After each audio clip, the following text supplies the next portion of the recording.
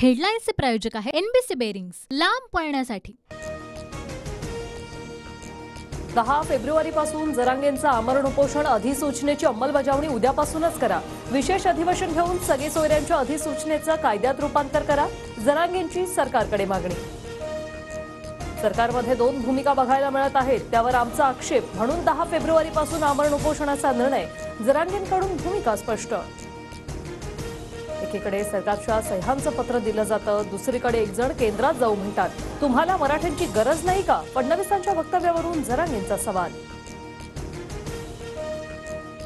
10 तारखेपर्यंत मराठा आंदोलकांवरील सगळे गुन्हे मागे घ्या, जरांगेंचा सरकारला अल्टिमेटम।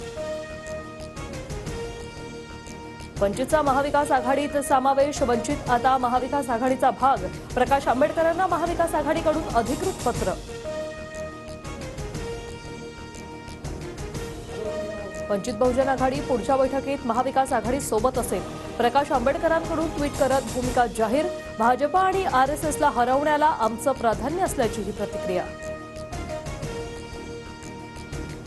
महाविकास आघाडीत वंचित, सीपीआय, आप, जेडीयूचा समावेश। आम्हाला नवीन मित्र मिळालेत। महाविकास आघाडीचा आता विस्तार झालाय।